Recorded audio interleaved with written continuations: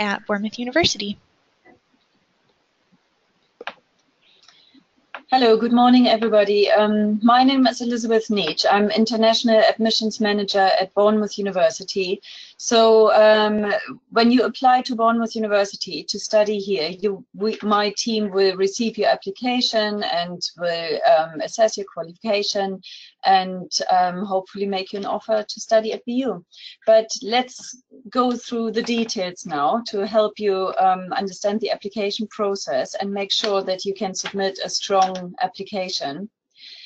Obviously, depending on what level of course you are applying, postgraduate courses or undergraduate courses, the application process is slightly different, but not too difficult anyway.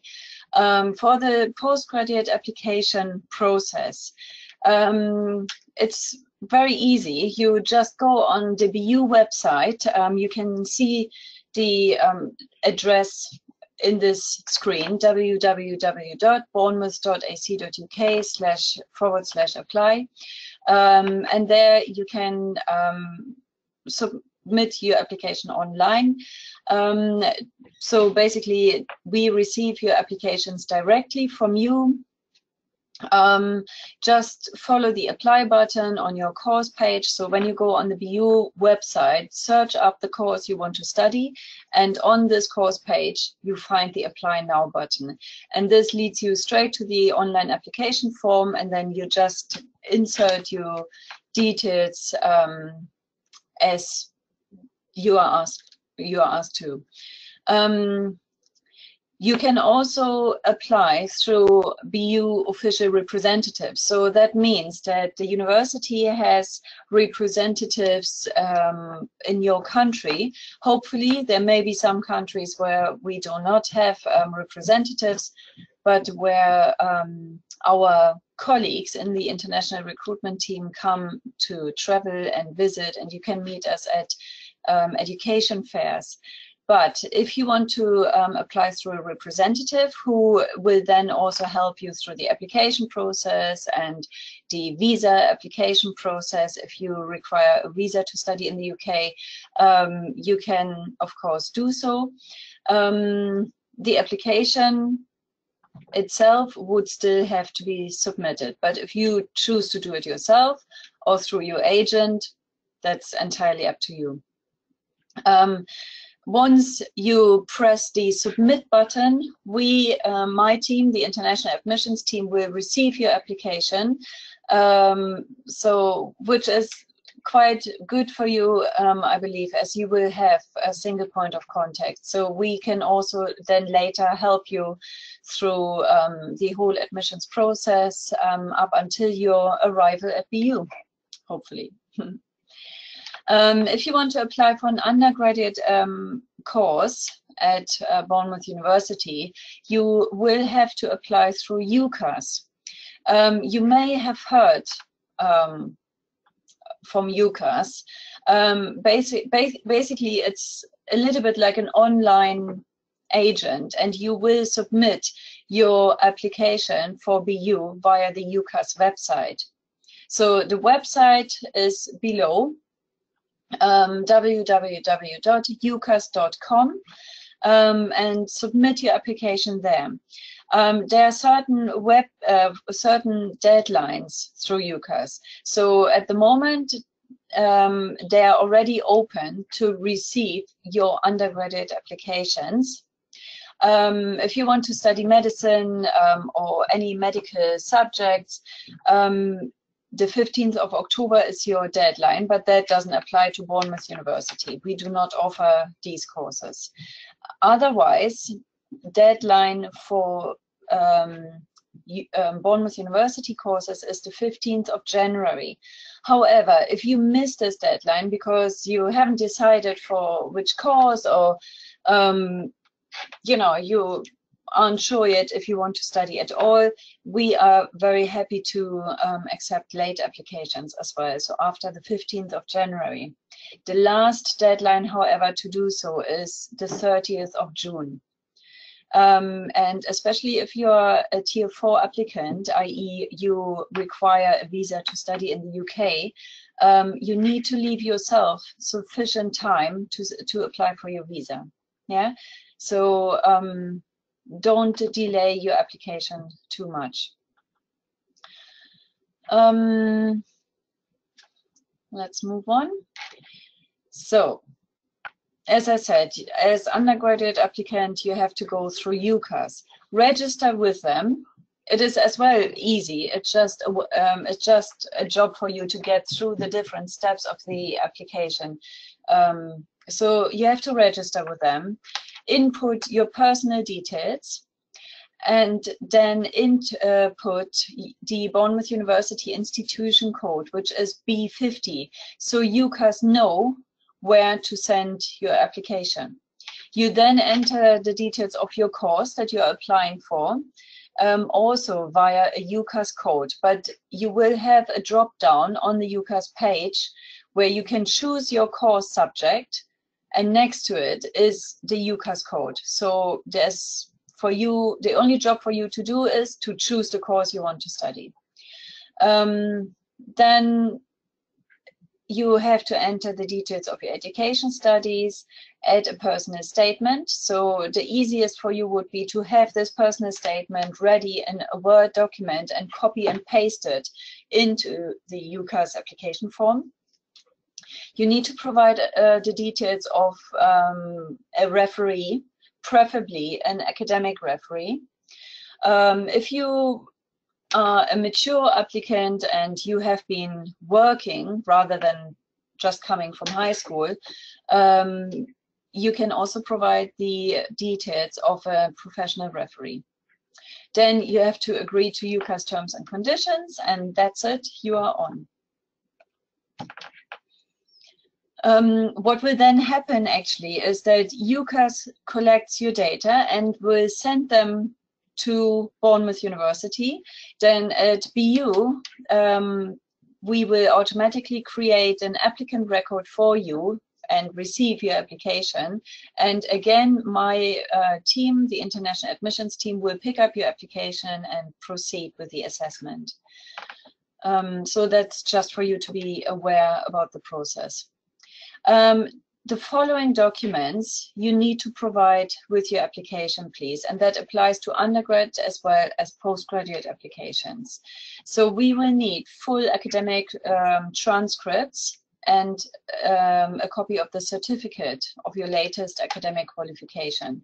So if you have just finished high school, we would please need a copy of your high school certificate and final year transcript. Or if you apply for a postgraduate course and you have completed a bachelor degree course before, we need copies of your full transcripts, please, for all years, and of your bachelor degree certificate. If you do not have the final degree certificate yet because you haven't completed your qualification yet, at the time of your application, that's no problem. You just enter your qualification details and we will assess your application based on the data that is available from you up to this point. So if you have transcripts by then of the first, second, third year of your bachelor degree course, then please submit them, and you can still receive an offer for us, which will most probably be conditional on you successfully completing your course or your high school qualification. So as an international student, you are required to send a proof of English proficiency. Usually that's an IELTS academic certificate, but there are also a number of other English qualifications we can accept. It depends on which country you are coming from, but we have a full list of English qualifications that we accept on our website. So please have a look. The personal statement applies for undergrad as well as postgraduate applications. The details of an academic reference. You can also upload the reference as a separate document. So you do not have to input details into the actual application form. You can just upload it onto your applicant record that you will have at BU. We need a copy of your valid passport, please. So not an expired passport, that's really what I'm referring to. And if you have previously studied in the UK, we will also need copies of your previous visas for the UK, study visas, and your previous CAS. You can upload a CV. You don't have to, but you can. And a CV is particularly good if you have significant work experience that relates to your course. So that could probably be for postgraduate courses where you've got work experience, and we will definitely take work experience into account when we do the assessment of your application. So please provide a CV if you have work experience. Otherwise, it is optional. You don't really have to. And for some courses, you are required to submit a portfolio as well, but I will give you more information in a minute. The personal statement should include the following information. So mainly the reason, why are you applying for this particular course? So that could be, you know, in a line of your professional aims. What do you want to achieve professionally?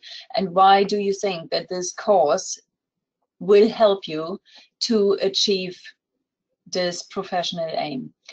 Also, please tell us, why have you chosen to study at BU? Also say, where do you have achieved an exemplary standard in your studies and how it relates to your course?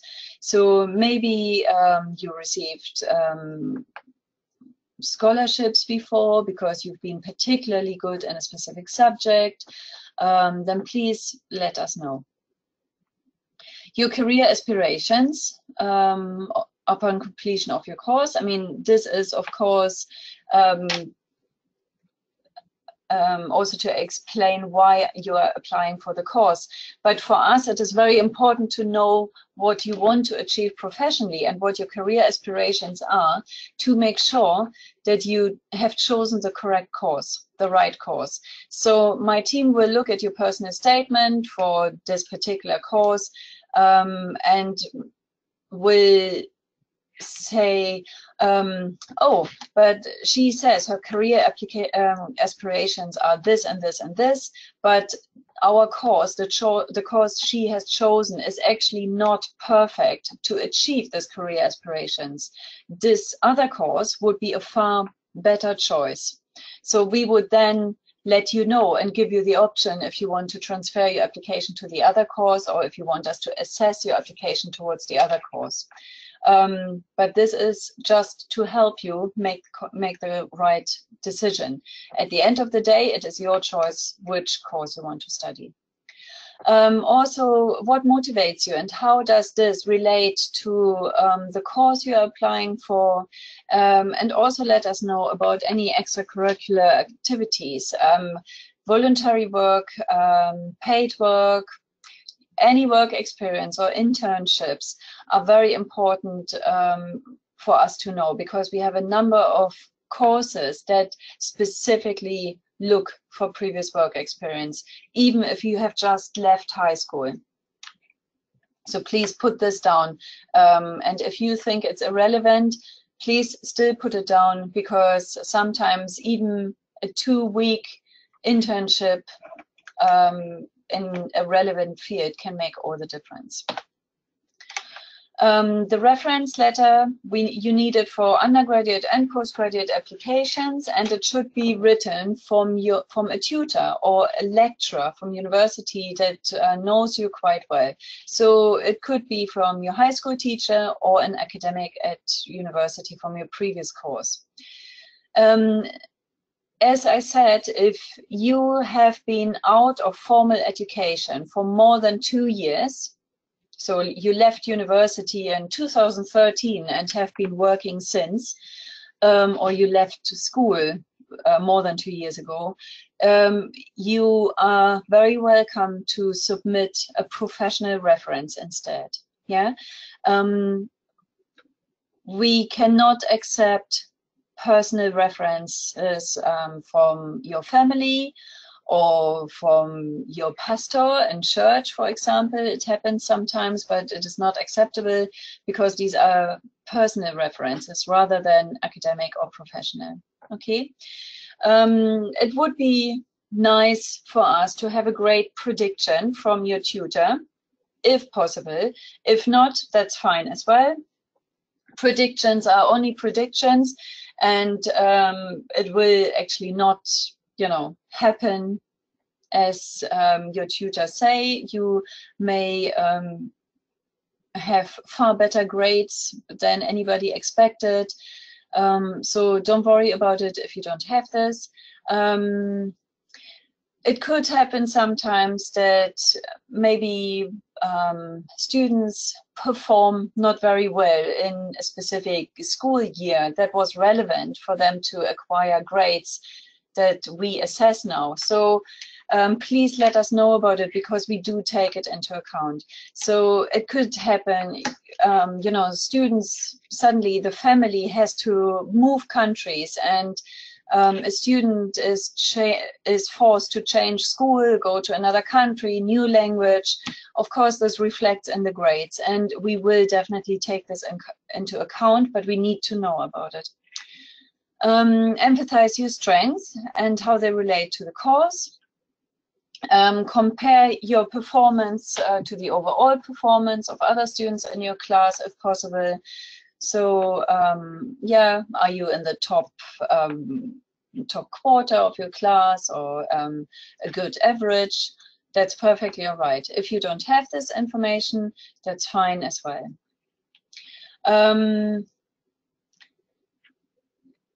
It would also be good if your referee can give a brief and relevant profile of your school. And this profile, it could be 1 or 2 sentences about your school. Yeah, for example, to say, we are an international school focusing on delivering the international baccalaureate. We are based in Hong Kong, or whatever. Yeah, but that's more than enough. We don't need a 20-pager description of your school. Portfolios are very important for any design or media-related courses. So please have a look on our website, where you will find more information about the portfolios and what they should contain. So observational studies in any medium, like still life, environment, interior and exterior, architectural studies, perspective studies. So this is important for the animation courses as well as for our design courses, for industrial and product design. Lighting studies, color studies, anatomy studies as well. So sketchbooks and works demonstrating your self-motivated study and research. And the academics usually want to see work that you have done outside of your studies and courses.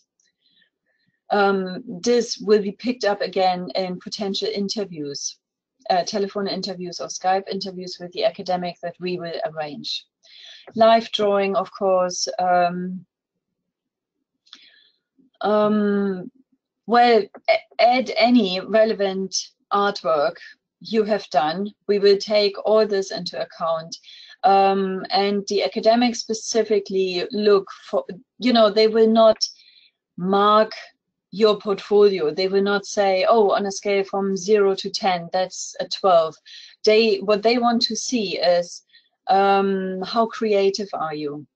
Yeah, and how proficient are you in your composition? So they do not look at, oh, that's a mistake that should have never happened in the drawing and of this still life. They will not do this. They want to see, are you creative? They will look at the structure you use, color and design, and both 2D or 3D. So for example, the character design, environment design, illustration, graphic design, product design, media design, photography, and sculpture. Okay, a show reel of moving image work would be very helpful, especially if you apply for for one of the animation courses. So it is not absolutely essential, but it does make a difference. So if you have it, then please add it to your portfolio. Industrial design and and product design, the academic wants to see live drawings, 3D modeling that demonstrates the skills with the conventional materials like wood, metals, or plastics. So it's different to the animation courses where everything is pretty much, you know, computer-based. So for the industrial and product design courses, they are more manual. So that should also reflect in the portfolios. The portfolio needs to show 3D composition capabilities, typically using these or similar materials, wood, metal, or plastics. The industrial design course takes the base skills and turns them to use for industrial design using industry standard computer modeling tools. But you know, during the course, you will also be required to get your hands dirty and build and be more manual. And in the portfolio, the academic wants to see that you will be capable to do this manual designing. For the design and engineering course, and also for the product design course, examples of any technical work you have created are necessary. The difference between the industrial and the product design course is that the industrial design course is more creative, whilst the product design course is very technical. So if you apply for product design, then please make sure that your portfolio contains evidences and examples of technical work you have done, because this is what the academic will look at. This could be from a school project or wherever, you know, or a science project, whatever you have done and is relevant. Our Faculty of Health and Social Sciences offers a number of very interesting courses in the health sector, but because these courses have a lot of placement opportunities in hospitals or relevant institution and with patient contact, the entry requirements are very strict. So all courses, almost all courses, require an interview by the academic, which we will arrange for you via Skype or telephone together with the academic. You will be asked to explain why you have chosen this course. Why do you want to be a midwife? Why do you want to be a nurse? Yeah. Why have you chosen Bournemouth to study this course? They will ask, what is your understanding of the profession? In this context, it is very important not just to know a midwife delivers babies, and that's nice. You do need to know more about the course. So please make sure you really understand the whole, all the aspects of the whole profession.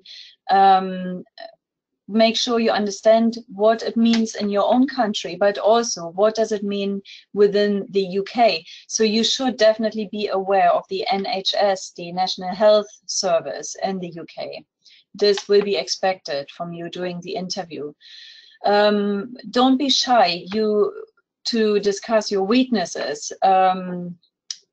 Of course, we want to know your strengths, but also weaknesses are important to know, just for the fact of us seeing how self-aware are you and what do you do to tackle these weaknesses. What is it about the BU course that you like most? So basically, the academic wants to see that you have researched the course, that you've been on our website and you have had a look at the modules that and the course description that is on our website. What aspects of the course do you think you will find most challenging, and how will you overcome these challenges? So that's one of these links that goes back into your potential weaknesses. So if you say, oh, you are very, very shy, but you want to study physiotherapy, where you will be required, you know, to self-assess your body, or also your peers in your class to assess each other, and they will have to look at you and examine you. So if this is one of the weaknesses, then say it, but also say, how will you overcome these challenges? Why do you want to work with people? Why do you want to do a profession in the care environment? Have you considered other professions, and why have you still chosen this one? Why, for example, do you want to be a midwife and not a nurse? What will you bring to group work? What kind of study facilities do you think you would like to access? Well, and always be prepared in these interview situations with questions, because this is a perfect situation and opportunity for you to ask the academic your questions before you actually arrive and start the course. That's it for me so far. I would be very looking forward to receive your applications and together with my team. And please remember, you can always contact us on the below contact details. If you have any questions about immigration, whether you need a visa or not, or what the process is, please let us know. As soon as you have submitted your application, we are very happy to help you to get through the entire admissions process, advise you on your immigration issues that may have, your arrival at the university, and we will meet you at enrollment, where we will basically hand you over to the academic and to the faculty to start your course. So if you have any questions for me right now, then please let Danielle know, and I will try and answer them now. Otherwise, please email us.